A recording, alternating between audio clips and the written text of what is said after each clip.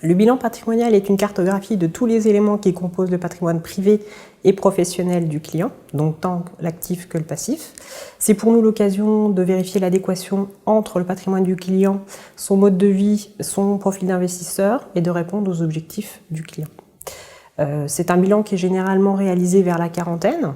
En même temps, il n'y a pas d'âge pour réaliser un bilan patrimonial. C'est un exercice qu'on peut réaliser à tous les moments clés de la vie. Donc, par exemple, quand vous souhaitez préparer votre retraite ou envisager l'étude ou la transmission de votre patrimoine.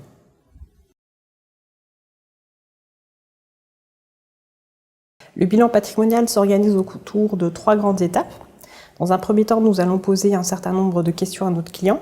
Donc, réaliser un inventaire de sa situation familiale, donc âge, composition du foyer et régime matrimonial. Un inventaire de ses biens, donc biens immobiliers, biens professionnels, patrimoine financier, les éventuelles mesures qu'il a prises, type donation au dernier des vivants. Un point budget, donc ses revenus et ses dépenses, de manière à déterminer sa capacité d'endettement et ou sa capacité d'épargne. Et enfin, un audit fiscal, donc ses revenus, imposition et ISF s'il est assujetti à l'ISF. Dans un deuxième temps, on va recueillir ses objectifs de manière très précise, puisque ce sera la base de notre étude. Et enfin, on lui remettra une étude très détaillée, des préconisations et des solutions à mettre en œuvre pour atteindre les objectifs qu'il nous a fixés. Au sein des caisses d'épargne, nous disposons d'un outil qui est Scan Patrimoine, qui nous permet de remettre au client une étude totalement personnalisée. Cette étude va reprendre l'inventaire que nous aurons fait, les objectifs que le client nous aura fixés et les solutions financières, juridiques et fiscales que nous lui proposons de mettre en œuvre.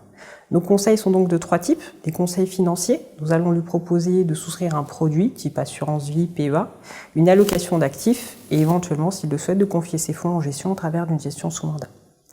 Nos conseils peuvent être également juridiques. On va proposer au client de se pacser, de changer de régime matrimonial, de constituer une SCI pour faire face à l'acquisition du bien immobilier qu'il envisage.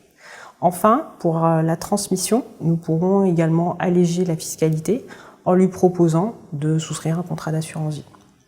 Donc en conclusion, nous allons accompagner au travers de cette étude et de ce bilan notre client à court, moyen, long terme en répondant à ses objectifs. Et néanmoins, il est important de le revoir à plusieurs étapes puisque les modifications fiscales nécessiteront de revoir la situation.